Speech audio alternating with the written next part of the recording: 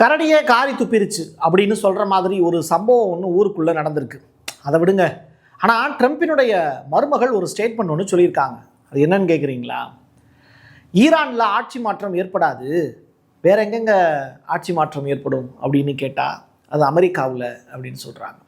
குடும்பத்துக்குள்ளேயே இவ்வளவு பிரச்சனையா அப்படின்னு கேட்கக்கூடிய அளவிற்கு தான் சில சம்பவங்கள் ருசிகரமாக நடந்திருக்கு. இன்னொரு சோகமான செய்தி, குவைத்தில் இறந்த இந்தியர் ஒரு தமிழர், ராமநாதபுரம் மாவட்டத்தைச் சேர்ந்தவர். அவருடைய உடலை வீட்டு கொண்டு வருவதற்கான வாய்ப்பு இருக்கிறதா, அதை இந்திய அரசு செய்து கொண்டு இருக்கிறதா அப்படிங்கிறது தொடர்பான மிக முக்கியமான நிகழ்வுகளை பற்றி தான் நம்ம பேச போகிறோம். என்கிட்ட இருக்கிறது ஒன்றும் ஜீனி வெடி இல்லை, ஆனால் நான் அணு ஆயுதம் வச்சுருக்கேன் அப்படின்னு பாகிஸ்தான் இப்போ இஸ்ரேலை நோக்கி பேசியிருக்காங்க. இதனால் இரண்டு உடன்பிறப்புகளுக்கு இடையில இப்படி ஒரு சண்டை. டீட்டெயிலாக பேசுவோமா? வாங்க பார்க்கலாம் உறவுகளே. இது பிரசாத் சிக்னேச்சர். உங்களுடைய தொழில் சம்பந்தமான விளம்பரங்களை நமது சேனலில் ஒளிபரப்ப உங்களுக்கான அருமையான வாய்ப்பு. வரப்போகிற சட்டமன்ற தேர்தலில் எல்லாருமே ஓட்டு போட போகிறோம். ஆனால் அந்த ஓட்டு யாருக்கு? பிரதான கட்சிகளை தவிர்த்து சுயேட்சையாக சில பேர் களமிறங்குவாங்க. அவங்கள மக்களுக்கு அறிமுகப்படுத்த தயாராக இருக்குது பிரசாத் சிக்னேச்சர். நீங்கள் உங்களுடைய தொகுதியில் இருக்கக்கூடிய மக்களுக்கு நல்லது செய்யணும்னு நினச்சி சுயேட்சை வேட்பாளராக களமிறங்கினீங்கன்னா உங்களுடைய தொகுதியில் இருக்கக்கூடிய மக்களுக்கு அறிமுகப்படுத்த நாங்களும் தயாராக இருக்கோம். இந்த தேர்தலில் பிரசாத் சிக்னேச்சர் சார்பாக நான் போட்டியிடலை, ஆனால் நீங்கள் போட்டியாளராக களமிறங்குறீங்கன்னா உங்களை அறிமுகப்படுத்துகிறோம். தொடர்புக்கு 9944790333.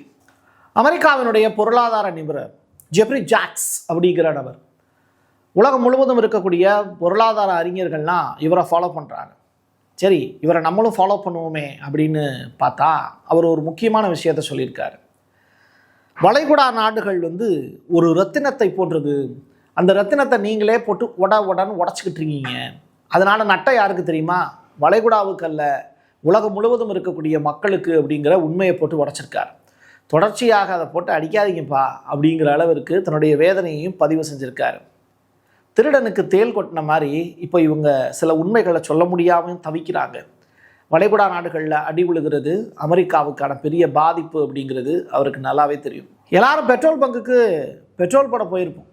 ஆனால் இஸ்ரேல் மாதிரியான நாடுகளில் ஒரு பெட்ரோ கெமிக்கல் மொத்தமாக இருக்கக்கூடிய ஒரு காம்ப்ளெக்ஸ். அந்த காம்ப்ளெக்ஸில் ஒரு சின்னதாக ஒரு தீப்பொறி பட்டாலே பெரிய அளவில் பாதிப்பு வரும். ஒரு மிசைல் வந்தால், அதுவும் எரியக்கூடிய மிசைல் வந்தால், அப்படி ஒரு அட்டாக்கை ஹைஃபாவில் வச்சு நடத்தியிருக்காங்க ஈரான். இதனால் அந்த ஒட்டுமொத்த காம்ப்ளெக்ஸும் க்ளோஸ், பத்தி எரியுது. எனக்கு பின்னாடி தெரியுதுல்ல அந்த காட்சி, அதுதான் அது.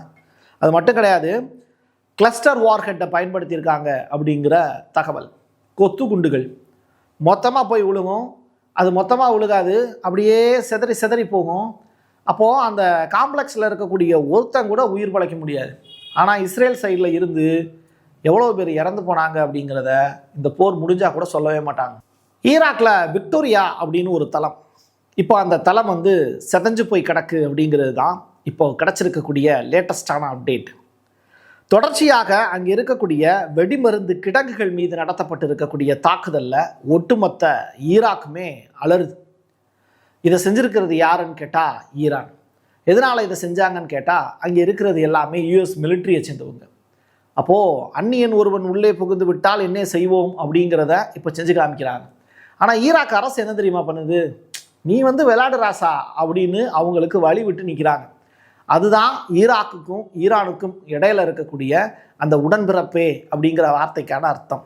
நீங்கள் வாட்டுக்கு போன வீடியோவில் ஒருத்தவங்க கேட்டிருந்தாங்க, அரசியல் சார்புடைய கேள்விகளுக்கு நான் பதில் சொல்வதில்லை. நாங்கள் என்ன கத்தார்னு நினச்சிங்களா? நீங்கள் அடிக்கடிக்க நாங்கள் கற்றுக்கிட்டே இருக்கிறதுக்கு நாங்கள் பாகிஸ்தான் அப்படின்னு சொல்லியிருக்காங்க. பாகிஸ்தானுடைய மிலிட்ரியை சேர்ந்தவங்க. முனீருக்கு இவ்வளவு தைரியம் வந்துருச்சா அப்படின்னு கேட்டால் அவர் இதுக்கெலாம் பேச மாட்டார். பட் இஸ்ரேல் சைடில் இருந்து விடுக்கப்பட்டு இருக்கக்கூடிய மிரட்டல், அமைதி தூதுவனாக மத்தியஸ்தம் செய்து எல்லா நாடுகளுக்கும் ஒரு பீஸ்ஃபுல்லான ஒரு விஷயத்தை கொண்டு வந்துடலாம், இதில் நான் பாரு ஜெயிச்சிட்டேன் அப்படின்னு சொல்லி உலக நாடுகள்கிட்ட பேர் வாங்கிடலான்னு பாகிஸ்தான் இப்போது மத்தியஸ்தம் பண்ணுறதுக்கு ஃபாரின் மினிஸ்ட்ரி எல்லாத்தையும் கூப்பிட்டு பேசிக்கிட்டு இருக்காங்க. அதுக்கு எதுவுமே உருப்படி இல்லாத கேஸுக்கு தான்.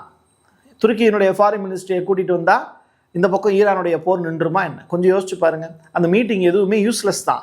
ஆனால் பாகிஸ்தான் ஏதோ ஒரு விஷயத்தை செய்கிறதுக்கு நினைக்கிறாங்க.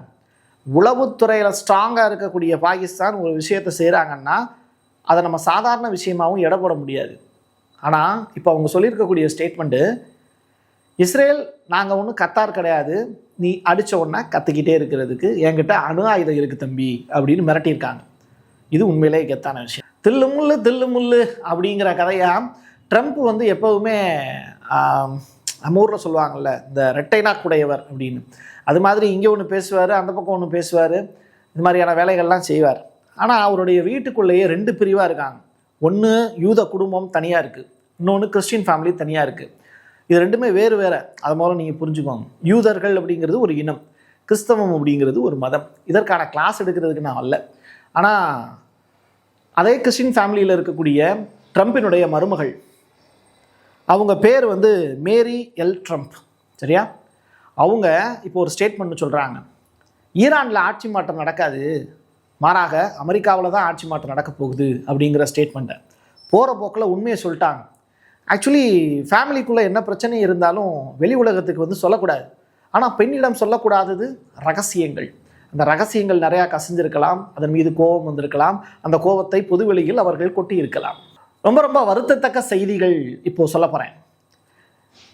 போரில் இதுவரைக்கும் சோதிக்கப்படாத, அதாவது இதுவரைக்கும் டெஸ்டிங் பர்பஸ்லேயே கொண்டு வரப்படாத PRSM அப்படிங்கிற ஏவுகணையை இப்போது அமெரிக்காவும் இஸ்ரேலும் சேர்ந்து ஈரான் மேலே போட்டிருக்காங்க.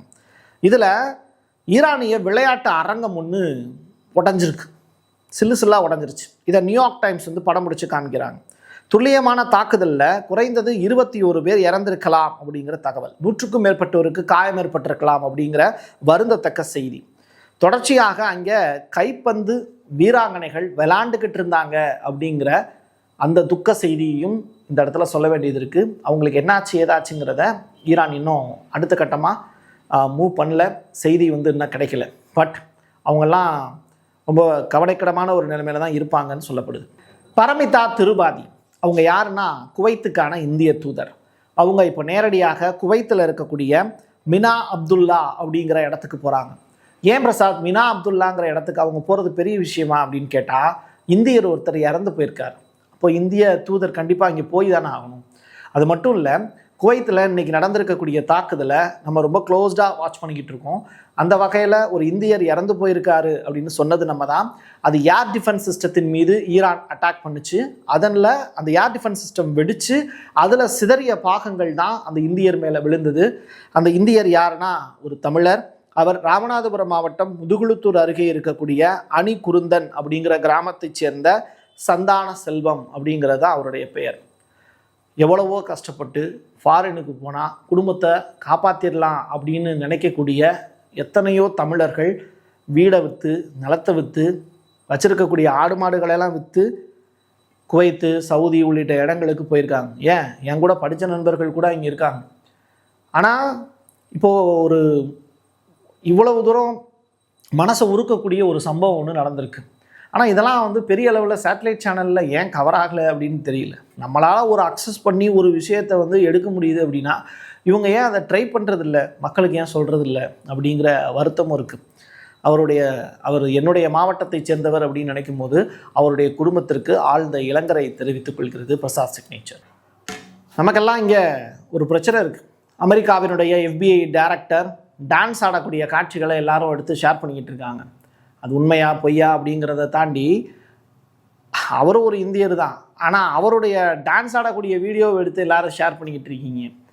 அது தொடர்பாக NDTV சில செய்திகளையும் கொண்டு வந்து வெளியில் நீட்டியிருக்காங்க. ஆனால் அந்த செய்தியை எனக்கு சொல்கிறதுக்கு கூட விருப்பம் இல்லை.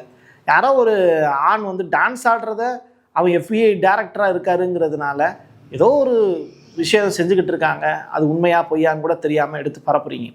ஆனால் ஒரு இந்தியர், ஒரு தமிழர், அதுவும் தமிழ்நாட்டினுடைய கடைக்கோடி மாவட்டத்தில் இருந்து வாழ்க்கையில் ஜெயிச்சிடணும் அப்படின்னு நினைக்கிறதுக்காக எங்கேயோ ஒருத்தவங்க போய் கஷ்டப்படுறாங்க. அதை நம்முடைய சேட்டலைட் சேனல்கள் கண்டுகொள்ளாமல் இருப்பது தான் எனக்கு வருந்தத்தக்க ஒரு விஷயமா இருக்குது. இது உண்மையிலேயே எனக்கு மனதை வாட்டி இருக்கக்கூடிய செய்தி.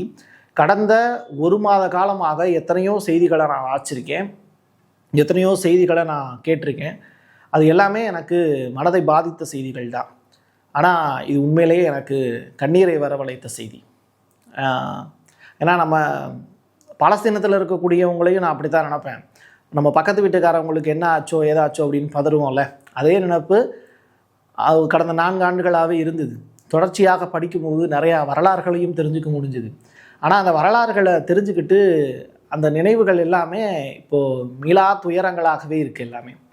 அதில் இப்போது என்னுடைய மாவட்டத்தை சேர்ந்த ஒருத்தரே இங்கே குவைத்தில் இறந்து போயிருக்காரு அப்படிங்கும்போது எனக்கு ரொம்ப வருத்தத்தக்க ஒரு செய்தியாக இருக்குது. உங்களுக்கும் அப்படி தான் இருக்கும் நம்புகிறேன். ஏன்னா என்னுடைய சப்ஸ்கிரைபர்கள் எல்லாமே அறிவாளிகள், அதே நேரத்தில் அன்புள்ளம் கொண்டவர்கள் அப்படிங்கிறது எனக்கு தெரியும்.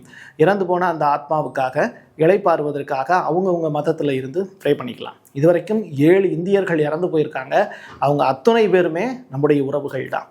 அவங்களுக்காகவும் நம்ம ப்ரே பண்ணிக்கலாம். என் கையெழுத்து என் மக்களுக்கான உறவுகளே, மீண்டும் ஒரு பதிவில் சந்திக்கலாம். நன்றி. உங்களுடைய தொழில் சம்பந்தமான விளம்பரங்களை நமது சேனலில் ஒளிபரப்ப உங்களுக்கான அருமையான வாய்ப்பு. Prasad signature media broadcasting private limited. நீங்க நியூஸ் ரீடரா மாறணுமா, கண்டென்ட் கிரியேட்டரா உருவாகணுமா, சேட்டலைட் சேனல்ல ரிப்போர்ட்டரா வேலை பார்க்கணுமா, டாக்குமெண்ட்ரி மேக்கிங்ல இருந்து ஜேர்னலிசம் பற்றிய முழுமையான பயிற்சி பெற உங்களுக்கான அருமையான வாய்ப்பு. எங்களை தேடி வாங்க. ஆன்லைன் மற்றும் நேரடி பயிற்சி வகுப்புகளும் சர்டிபிகேட் கோர்ஸாவே கத்துத்தரும். மீடியா துறையில் 10 ஆண்டுகளுக்கு மேல அனுபவம் உள்ளவர்கள் பயிற்சி கொடுப்பார்கள். வாய்ஸ் ஓவர் தொடங்கி வாய்ஸ்லெஸ் பீப்புளுக்காக உங்களை சிறந்த ஜேர்னலிஸ்டா உருவாக்க வேண்டியது எங்களோட பொறுப்பு. ஸ்கூல்ஸ் அண்ட் காலேஜஸ்ல ஜூனியர் ஜேர்னலிஸ்ட்ங்கிற பேர்ல ஒர்க் ஷாப்பும் கண்டக்ட் பண்ணி கொடுக்கிறோம். மோட்டிவேஷனல் ஸ்பீக்கரா கடந்த 15 ஆண்டுகளா கல்வி நிறுவனங்களுக்கு நிகழ்ச்சிகளும் நடத்தி தரோம்.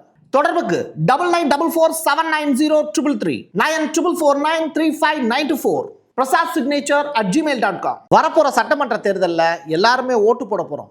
ஆனா அந்த ஓட்டு யாருக்கு? பிரதான கட்சிகளை தவிர்த்து சுயேட்சையா சில பேர் களமிறங்குவாங்க.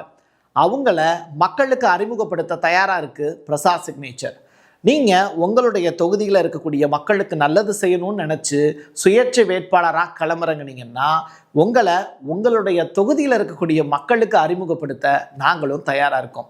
இந்த தேர்தலில் பிரசாத் சிக்னேச்சர் சார்பாக நான் போட்டியிடலை. ஆனால் நீங்கள் போட்டியாளராக களமிறங்குறீங்கன்னா உங்களை அறிமுகப்படுத்துகிறோம்.